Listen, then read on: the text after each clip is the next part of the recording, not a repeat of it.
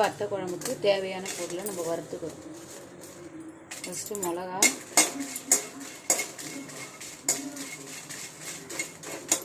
அப்புறம் வந்து மல்லி, தோரம்பருப்பு, கொஞ்சோண்டு வெந்தயம், ஜீரகம், மிளகு, இது எல்லாத்தையும் பொன்னேரமாக நம்ம வறுத்து வச்சுக்கணும். இதை வந்து நிறைய கூட வறுத்து வச்சு நீங்கள் ஸ்டோர் பண்ணி வச்சுக்கலாம். இப்போ நான் ஒரு வேலைக்கான குழம்புக்கு மட்டும் இப்போ ரெடி பண்ணுறேன். இது ஆறட்டும். அதுக்குள்ளே எண்ணெய் சட்டியில் எண்ணெயை ஊற்றிட்டு எண்ணெய் காஞ்சதும் கொஞ்சோண்டு வெந்தயம், சும்மா 2 போடுங்க போதும். வெந்தயம் நல்லா பொரிஞ்சதும் கொஞ்சம் பொரிஞ்சதும் சின்ன வெங்காயம், பூண்டு, வெறும் கருவேப்பிலை மட்டும். வெந்தயம் நல்லா வெந்தயம் பொரிஞ்சிடுச்சு. சின்ன வெங்காயம், கருவேப்பிலை இது நல்லா கொஞ்சம் நல்லா வதங்கட்டும்.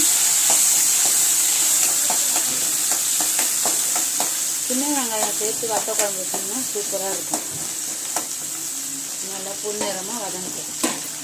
நல்லெண்ணெயில் செஞ்சீங்கன்னா இன்னும் நல்லாயிருக்கும். தண்ணிலாம் சேர்க்கக்கூடாது. கொஞ்சம் குறைன்னு அரைச்சிக்குங்க. வெங்காயம் நல்லா வதங்கிடுச்சுல, அதனால கரைச்சி வச்ச புளி இருக்குது பார்த்தீங்களா, அதை அப்படியே ஊற்றிட்டு இதுக்கு நம்ம வேறு எதுவுமே யூஸ் பண்ண வேண்டாம். அப்புறம் தேவையான அளவு உப்பு, கல் உப்பு எது வேணாலும் நீங்கள் போட்டுக்கலாம்.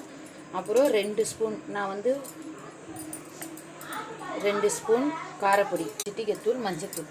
இது நல்லா கொதிக்கட்டும். காரம் இது மட்டும்தான், ஓகேங்களா? அப்போ அரைச்சி வச்சு இது நல்லா கொதிக்கணும். நல்லா கொதித்ததும் நம்ம ரெடி பண்ணி வச்சுருக்கோம் பார்த்தீங்களா பவுடர், அதை அப்படியே தூவணும். தூவி ஒரு இதை இருக்குது பாருங்கள், அதை அப்படியே மேலே விட்டோமா கொஞ்சம் நல்லா இன்னும் கொதிக்கட்டும்.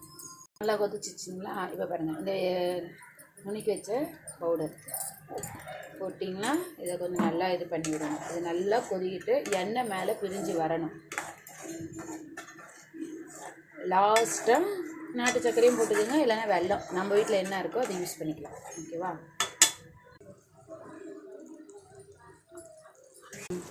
நல்லா கொதிச்சிட்டு பாருங்கள், எண்ணெய்லாம் மேலே பிரிஞ்சிருக்கு.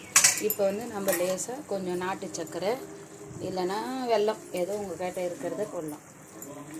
வத்த குழம்புக்கு ஸ்பெஷலு வெல்லம் இல்லை நாட்டு சர்க்கரை தான். அப்படியே சாப்பாட்டில் சூப்பராக இருக்கும். இது ஒரு 5 நிமிஷம் அப்படியே கொதிக்கட்டும். சுண்டைக்காய் வத்தலை நம்ம